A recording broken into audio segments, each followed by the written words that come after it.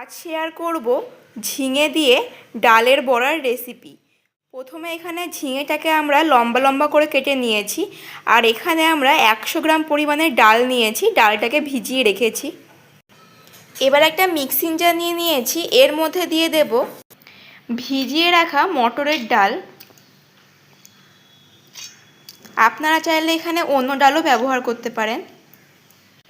দিয়ে দিচ্ছি এর মধ্যে 2টো কাঁচা লঙ্কা। এবার এটাকে ভালো করে পেস্ট করে নেব। ডাল পেস্ট করা হয়ে গেছে। এবার পেস্ট করে রাখা ডালের মধ্যে দিয়ে দিচ্ছি পরিমাণ মতো লবণ, হলুদ।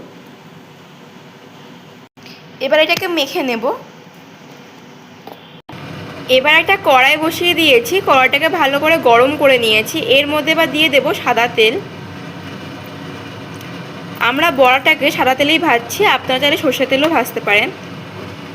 এবার তেলটাকে ভালো করে গরম করে নিচ্ছি। তেলটা গরম হয়ে গেছে, এর মধ্যে এবার দিয়ে দিচ্ছি বড়াগুলোকে। আমরা এরকম সাইজের করছি, আপনারা চাইলে বড় বা ছোটও করতে পারেন। এক সাইডটা ভাজা হয়ে গেছে, এবার উল্টে দিচ্ছি।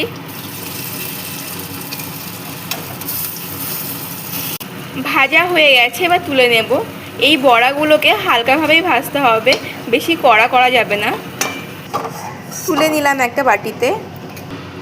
এবার কড়াইয়ের মধ্যে বাকিগুলো দিয়ে দিচ্ছি, একই রকমভাবে ভেজে নেব।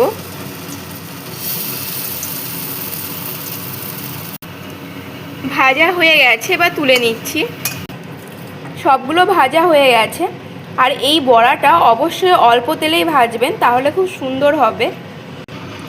এবার ওই কড়াইয়ের মধ্যে দিয়ে দিচ্ছি সর্ষের তেল। তেলটাকে গরম করে নেব। তেলটা গরম হয়ে গেছে, দিয়ে দিচ্ছি এর মধ্যে কালো জিরে। এই রান্নাটা অবশ্যই কালো জিরেই করবেন, তাহলে খেতে খুব টেস্ট হবে। দিয়ে দিলাম শুকনো লঙ্কা, দিয়ে দিলাম তেজপাতা, আর দেব গোটা গরম মশলা। এবার এটাকে হালকা করে ভেজে নেব। এগুলো হালকা করে ভাজা হয়ে গেছে, দিয়ে দিচ্ছি এর মধ্যে ঝিঙে। আমরা এই রান্নাটা পুরোপুরি নিরামিষেই করছি, আপনারা চাইলে এর মধ্যে পেঁয়াজ রসুনও দিতে পারেন। এবার ঝিঙেটাকে হালকা করে ভেজে নেব। ঝিঙেটা ভাজা হতে হতে আমরা এদিকে একটা পেস্ট তৈরি করে নেব। এবার একটা মিক্সিং জার নিয়ে নিয়েছি, এর মধ্যে দিয়ে দেব কাঁচা লঙ্কা, আদা, আর দিব এর মধ্যে গোটা জিরে, গোটা ধনে। এবার এটাকে ভালো করে পেস্ট করে নেব। পেস্ট হয়ে গেছে। এদিকে ঝিঙেটাও প্রায় ভাজা হয়ে গেছে, দেখুন কতটা জল বেরিয়েছে ঝিঙে থেকে। এবার দিয়ে দিচ্ছি এর মধ্যে পরিমাণ মতো লবণ, হলুদ। এবার মিশিয়ে নিচ্ছি ভালো করে।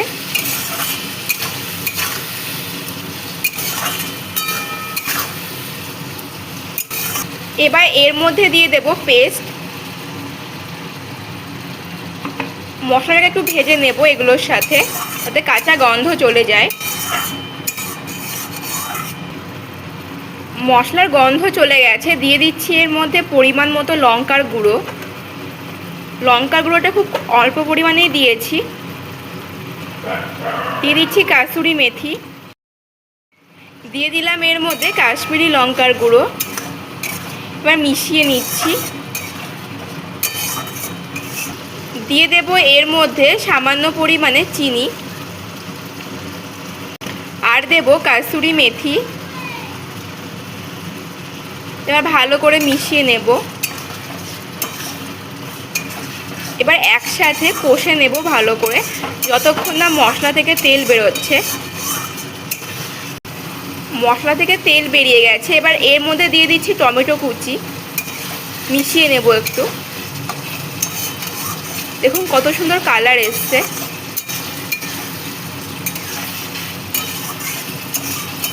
এটাও প্রায় কষা হয়ে গেছে। এটা কষা হয়ে গেছে, এবার এর মধ্যে দিয়ে দেব পরিমাণ মতো জল। এবার মিশিয়ে নিচ্ছি।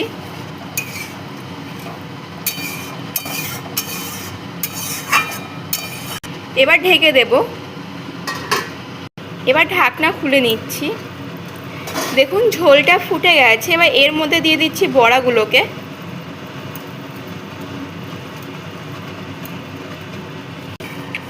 এবার একটু নেড়ে নিচ্ছি।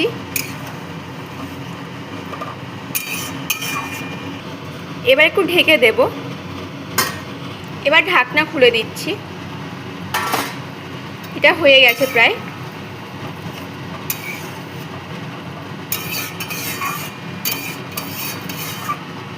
এবার দিয়ে দেব এর মধ্যে গরম মশলা,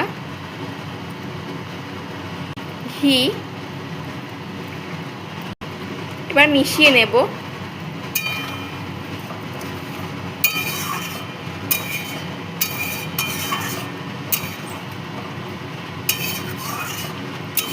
এবার নামিয়ে নেব।